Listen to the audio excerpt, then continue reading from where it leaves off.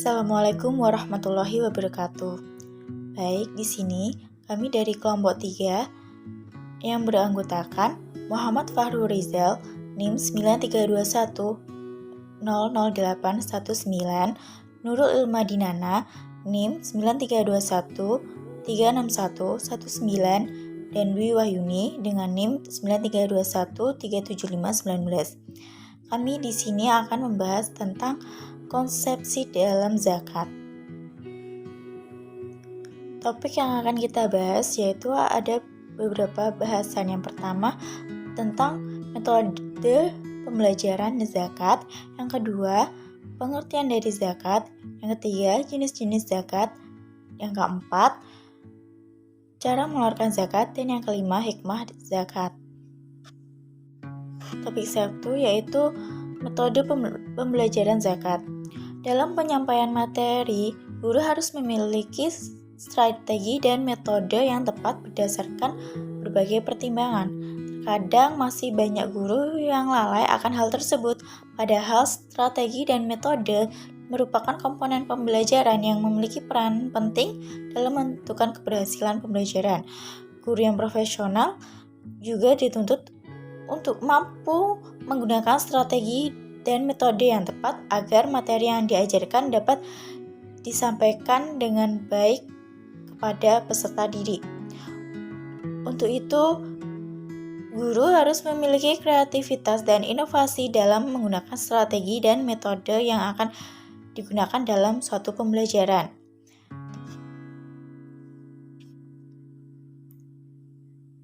Dalam pembelajaran materi zakat, pendidik atau guru hendaknya menggunakan strategi dan metode active learning. Strategi pembelajaran aktif dalam proses pembelajaran adalah siswa diharapkan aktif dalam proses pembelajaran untuk berpikir, berinteraksi, berbuat untuk mencoba, menemukan konsep baru, atau menghasilkan karya. Untuk membantu strategi yang aktif, guru dapat menerapkan metode dan model yang relevan. Ada beberapa model dan dari strategi yang berbasis pembelajaran aktif, inovatif, kreatif, efektif, dan menyenangkan, atau yang bisa kita sebut dengan PAIKEM. Salah satunya dapat diaplikasikan dalam pembelajaran ini yaitu dengan menggunakan jigsaw learning atau belajar melalui tukar delegasi antar kelompok. Dalam pembelajaran zakat dapat menggunakan metode jeramah, tanya jawab, dan diskusi.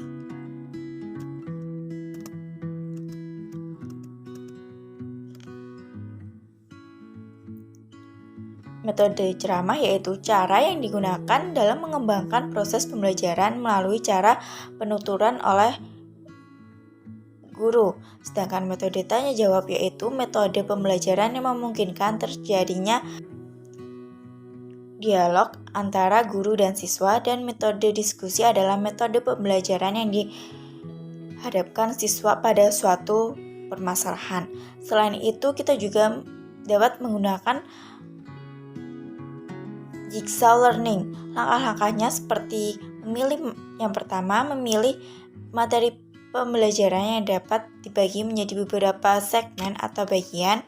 Yang kedua, bagilah peserta menjadi beberapa kelompok sesuai dengan jumlah segmen yang ada.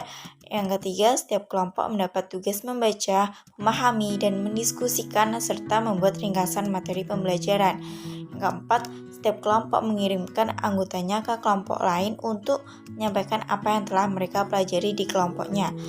Yang kelima, kembalikan suasana kelas seperti semula, kemudian tanyakan seandainya ada persoalan-persoalan yang tidak terpecahkan dalam suatu kelompok. Yang keenam, berilah peserta didik pertanyaan untuk mengecek pemahaman mereka terhadap materi yang telah dipelajari. Dan yang terakhir, guru melakukan kesimpulan, klarifikasi, dan tindak lanjut. Dalam pembelajaran ini dapat menggunakan formasi corak tim, yaitu guru mengelompokkan meja-meja setengah lingkaran di ruang kelas agar memungkinkan peserta didik untuk melakukan interaksi tim. Guru juga dapat meletakkan kursi-kursi mengelilingi meja-meja untuk susunan yang paling akrab. Selain itu, kita juga dapat menggunakan metode discovery learning. Dipilihnya model pembelajaran discovery learning dengan pendekatan saintifik dalam materi zakat karena model ini memberikan kesempatan bagi peserta didik untuk berpikir, menemukan, berpendapat, dan saling bekerja sama melalui aktivitas belajar secara ilmiah. Peserta didik memiliki kesempatan untuk belajar materi tentang zakat dan segala persoalan yang terkait agar teori yang mereka pelajari dapat sinkron dengan zakat yang mereka praktekkan. Dalam discovery learning ada beberapa tahapan yang harus kita lalui. Yang pertama yaitu stimulation atau pemberian rangsangan. Di sini guru memulai pembelajaran dengan mengajukan pertanyaan tentang seputar zakat. Misalnya, apa yang dimaksud dengan zakat, apa saja syarat-syaratnya, atau siapa saja yang berhak menerimanya. Lalu guru menganjurkan peserta didik untuk membaca buku dan aktivitas belajar lainnya yang mengarah pada persiapan pemecahan masalah. Langkah yang kedua yaitu problem statement atau identifikasi masalah. Pada tahap ini, peserta didik mencari dan mengumpulkan sebanyak-banyaknya masalah yang relevan dengan zakat, kemudian menentukan hipotesis dan menganalisisnya. Langkah yang ketiga, tahap data collection atau pengumpulan data. Pada tahap ini, peserta didik mengumpulkan informasi sebanyak-banyaknya tentang materi zakat. Data dapat diperoleh dari buku paket, buku pendamping, internet, eksperimen, atau sumber lain yang relevan. Langkah selanjutnya yang keempat, data processing atau pengolahan data. Pada tahap ini, informasi yang telah didapatkan oleh peserta didik kemudian diolah atau ditafsirkan. Dan langkah selanjutnya yang kelima, verification atau pembuktian. Pada tahap ini, peserta didik itu melakukan pemeriksaan secara cermat untuk membuktikan benar atau tidaknya hipotesis tadi dengan temuan alternatif dihubungkan dengan data dari hasil proses. Yang selanjutnya, tahap selanjutnya, generalization atau menarik kesimpulan. Pada tahap ini, peserta didik menarik sebuah kesimpulan yang dijadikan sebuah prinsip umum dan berlaku untuk semua kejadian atau masalah yang sama dengan memperhatikan hasil verifikasi. Setelah melalui serangkaian tahap-tahapan tersebut, kemudian guru melakukan refleksi terhadap pembelajaran yang telah dilakukan. Selain itu, kita juga dapat menggunakan metode marketplace activity atau yang disingkat MPA. Marketplace activity ini yaitu sebuah metode yang berbasis active learning, pembelajaran aktif. Cirinya peserta didik aktif mencari dan mengumpulkan pengetahuan dari suatu kelompok ke kelompok lainnya. Istilah saling belanja atau jual beli pengetahuan. Dalam hal ini dibutuhkan pula kerjasama antar peserta didik karena dalam marketplace activity ini juga dapat disebut dengan cooperative learning. Dalam prakteknya, di sini MPA ini terdapat kelompok siswa pemilih informasi atau yang mempunyai pengetahuan untuk dijual kepada kelompok lain dan kelompok siswa yang lain itu membeli informasi. Informasi yang diperjualbelikan adalah materi yang dipelajari pada hari itu. Tanggung jawab untuk mencari informasi secara individual dan mampu mempromosikan hasil kajiannya. MPA ini merupakan salah satu metode yang bisa dijadikan alternatif untuk menciptakan kelas orkestra dan memudahkan peserta didik untuk menguasai dan memahami materi yang diajarkan.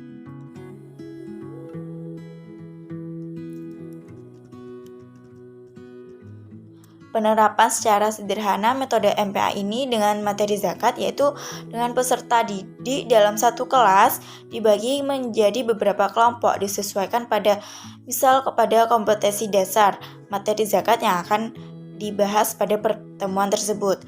Dalam satu kelompok juga dibagi sebagian menjadi penjual dan pembeli pengetahuan tentang zakat. Anggota yang bertugas sebagai pembeli kemudian berkeliling ke kedai kelompok lain untuk membeli informasi. Pada saat jual beli ini terjadi diskusi antara penjual dan pembeli. Setelah selesai belanja, anggota yang menjadi pembeli tersebut kembali ke kelompoknya untuk menyampaikan informasi atau pengetahuan yang telah mereka dapatkan. Sehingga dalam satu pertemuan, peserta didik sudah bisa mengetahui dan menguasai banyak pengetahuan yang berkaitan dengan beberapa misal kompetensi dasar tersebut tentang materi zakat yang dibahas pada pertemuan tersebut. Bahasan yang kedua yaitu tentang pengertian zakat. Zakat secara bahasa bermakna mensucikan, tumbuh atau berkembang. Menurut istilah syara, zakat bermakna mengeluarkan sejumlah harta tertentu untuk diberikan kepada orang-orang yang berhak menerimanya atau mustahik, sesuai dengan syarat-syarat yang ditentukan oleh syariat Islam. Ditinjau dari segi bahasa, kata zakat sendiri mempunyai beberapa arti, yaitu al-barokatu atau keberkahan, an-nama atau pertumbuhan dan perkembangan, at-taharatu atau kesucian, dan as-solahu atau keberesan. Zakat sendiri menurut Undang-Undang Nomor 23 Tahun 2011 tentang pengelolaan zakat dijelaskan bahwa zakat adalah harta yang wajib dikeluarkan oleh seorang muslim atau badan usaha untuk diberikan kepada orang yang berhak menerimanya sesuai dengan syariat Islam. Menurut terminologi, zakat adalah sebagian atau sekedar harta tertentu yang memenuhi syarat minimal atau nisab dalam rentang waktu 1 tahun yang diberikan kepada orang yang berhak menerimanya atau mustahik dengan syarat-syarat tertentu.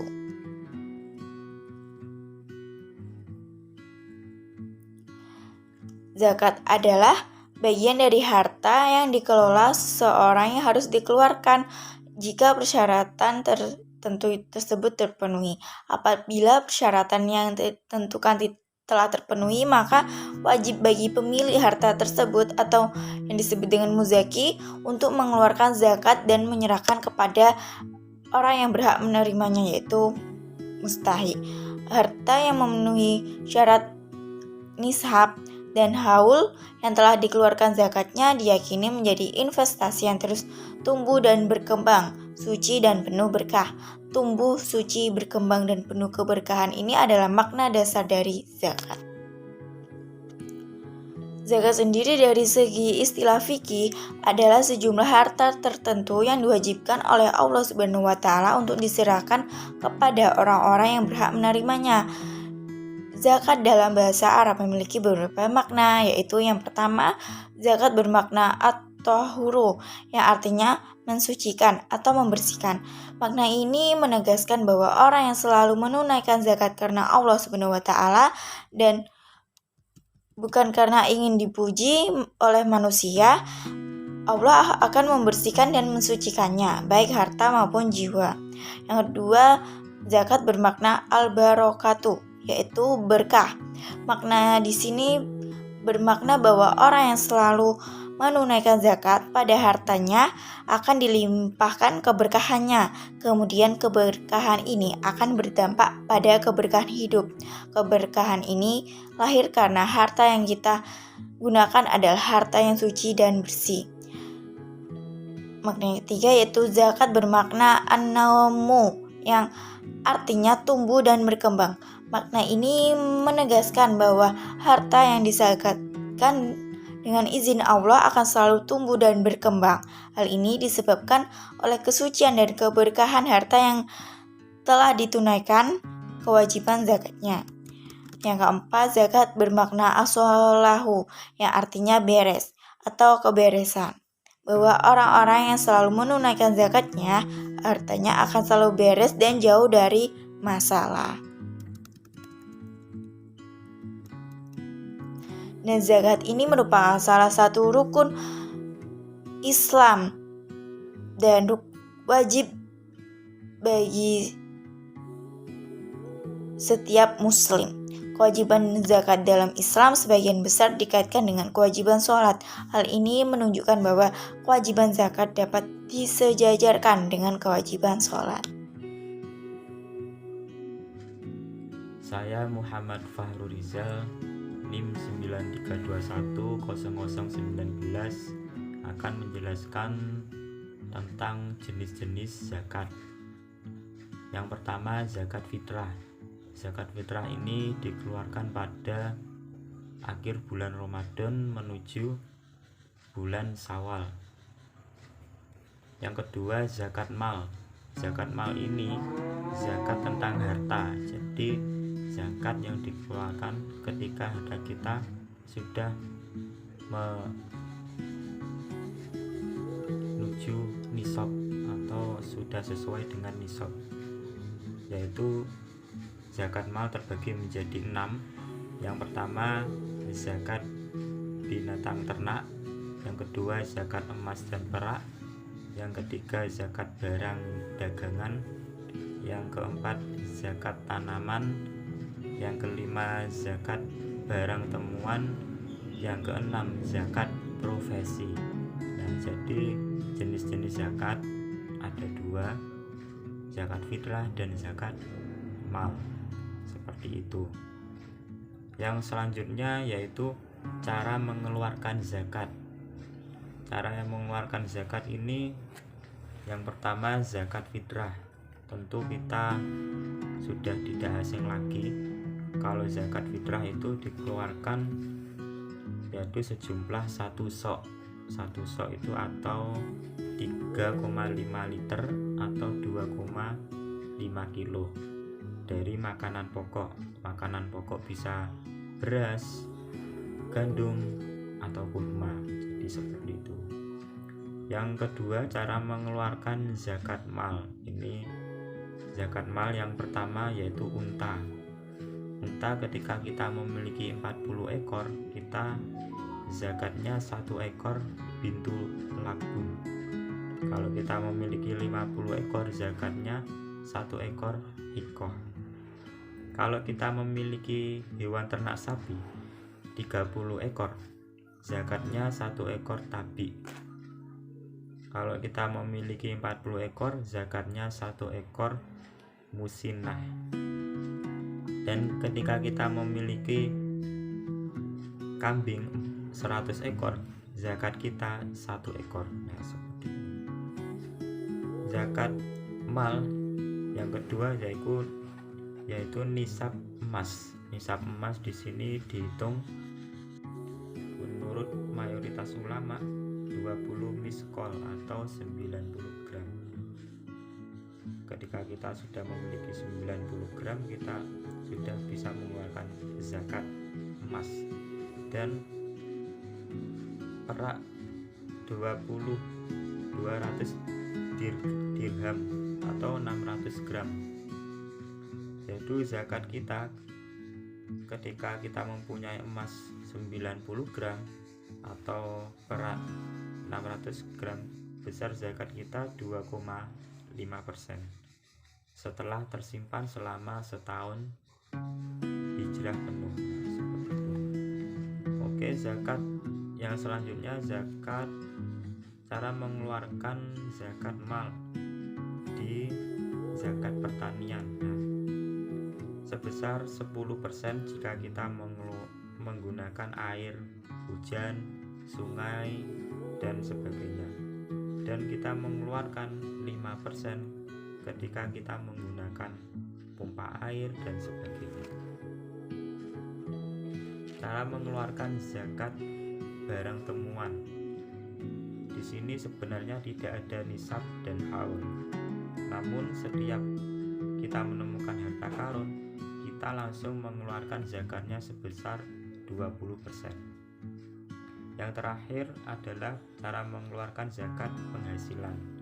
Di sini dinilai ketika penghasilan kita lebih dari senilai 90 gram emas.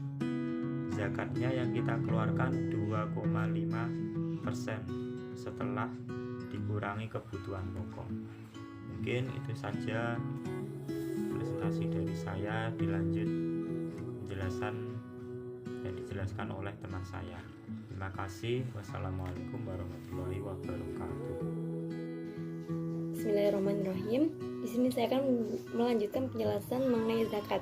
Di sini saya akan menjelaskan mengenai hikmah zakat. Adapun beberapa hikmah yang dapat dipetik dari zakat itu tidak hanya bisa diambil dari orang yang mengeluarkan zakat saja, melainkan seseorang yang menerima zakat itu juga dapat mengambil hikmahnya. Mari kita simak penjelasan mengenai hikmah bagi seseorang yang mengeluarkan zakat. Apa saja? Yang pertama adalah mensucikan jiwa dari sifat kikir. Yang kedua, mewujudkan rasa syukur atas nikmat yang telah diberikan oleh Allah. Maksudnya gimana? Jadi dari kita itu mengeluarkan zakat, kita itu bisa memiliki rasa syukur atas nikmat Allah. Nikmat berupa apa?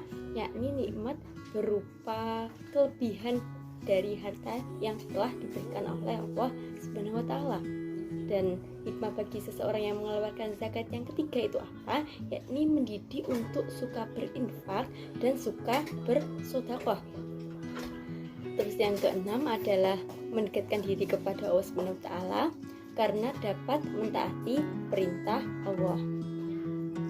Dan selanjutnya adalah mensucikan diri dan menyuburkan harta. Jadi dari kita mengeluarkan zakat itu tidak akan membuat kita miskin. Justru dari kita itu mengeluarkan zakat akan membuat kita itu semakin harta kita itu menjadi suci, dan Allah itu melipat gandakan harta yang telah kita zakatkan atau kita berikan. Dan yang terakhir adalah menghidupkan hati nurani. Dan selanjutnya adalah mengenai hikmah bagi seseorang yang menerima zakat. Tadi sudah saya beritahu bahwasanya hikmahnya tidak hanya bisa diambil atau dipetik bagi seseorang yang mengeluarkan saja. Di sini saya akan menjelaskan hikmah bagi seseorang yang menerima zakat. Apa saja itu? Yang pertama adalah membebaskan kesulitan hidup fakir miskin. Jadi seseorang fakir miskin ketika diberi harta atau diberi infak dari seseorang yang mengeluarkan harta, maka di situ dapat membebaskan kesulitan mereka. Dan yang kedua adalah membantu seseorang yang memiliki hutang. Sebagaimana tadi, orang yang memiliki hutang ketika diberi infak atau diberi zakat, maka seseorang itu dapat membantu untuk melunasi hutangnya.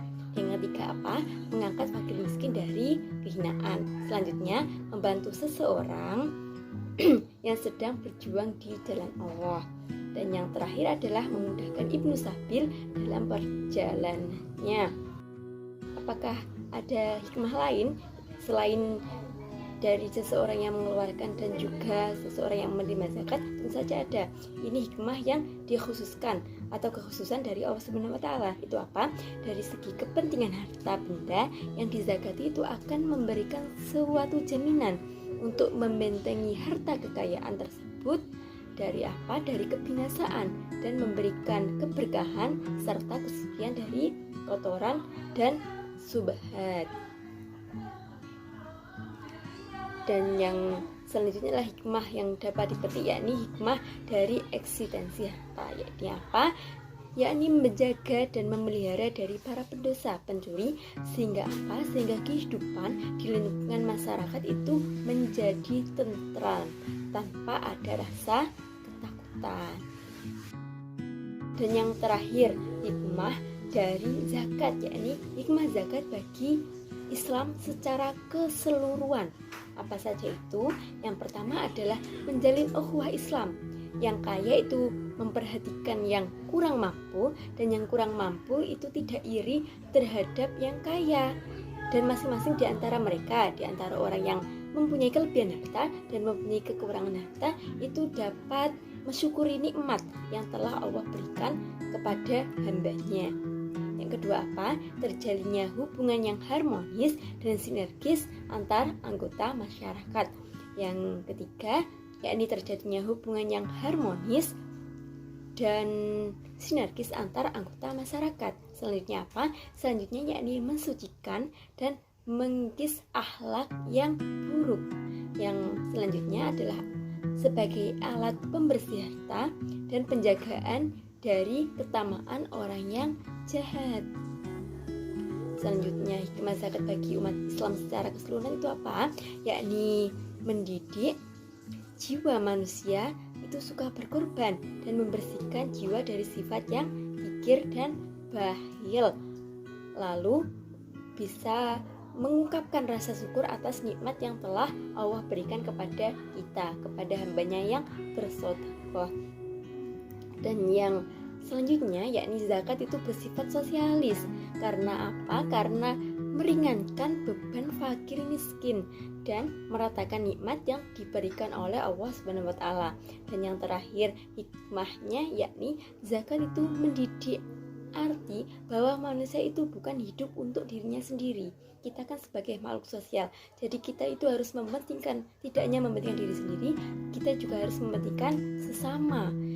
Dan sifat mementingkan diri sendiri ini harus kita singkirkan dari masyarakat Islam. Itulah penjelasan dari kelompok kami.